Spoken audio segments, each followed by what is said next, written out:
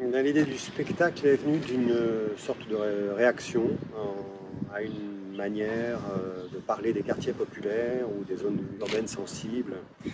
On en entend pas mal parler dans les médias, mais d'une manière assez délétère, assez crispée, à cause de la violence, à cause de la pauvreté, et des choses qui se compliquent dans les quartiers, à l'image de ce qui se complique dans la société en général.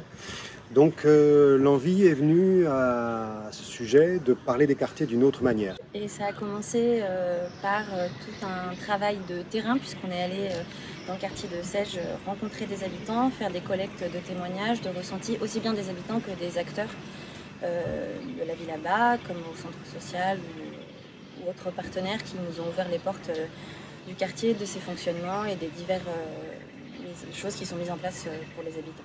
Donc c'était vraiment un travail liminaire assez passionnant et très nécessaire pour aborder un sujet comme ça.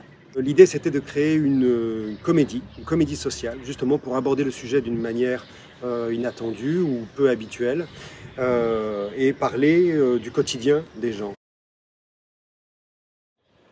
Alors le personnage central de cette comédie sociale, donc, qui va s'appeler Demande à Alma, est directement inspiré d'une vraie personne, qui est une authentique dame de 80 ans, d'origine africaine, qui vit depuis quasiment toujours à la cité et qui a un rôle particulier dans la cité. Qu'on a rencontré peut-être toutes les semaines pendant plusieurs mois. Cette relation, comme la relation qu'elle a aux autres personnes du quartier, était fondamentale pour aborder l'écriture.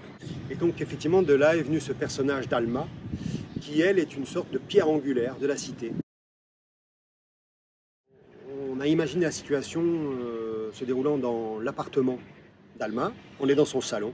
Elle est au centre du plateau, elle trône dans un énorme fauteuil aux dimensions de ce personnage qu'on a surdimensionné pour lui donner à la fois un caractère onirique et puis assez comique. C'est un personnage qui est là traité de manière moitié marionnettique, puisqu'on appelle ça une marionnette habitable, que je vais habiter. Je serai dans cette marionnette pour jouer le personnage de Alma. Et ma partenaire, Pélagie, rentre et sort avec différents costumes, sous différentes identités et avec différentes raisons d'aller voir Alma, de lui demander quelque chose ou de lui rendre un service.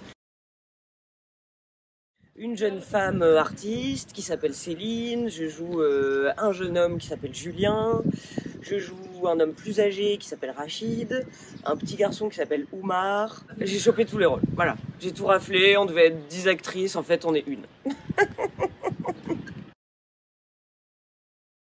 Par la comédie, on peut faire entendre à la fois donc ce qui va pas, mais aussi ce qui se fraye un chemin et ce qui trouve parfois des solutions humaines, quoi. Ce qui renvoie à l'humanité, qui est la recherche de, malgré tout, malgré toutes les situations et parfois les plus dramatiques, trouver une issue qui contente tout le monde. Et ça nous paraissait important vis-à-vis du public auquel donc ce spectacle est destiné, de faire entendre l'humanité, la richesse, la complexité de tout ça. C'est un peu le défi de ce spectacle, de réussir à créer une comédie autour d'un sujet qui est complexe, qui nous fait avoir de grands débats entre nous.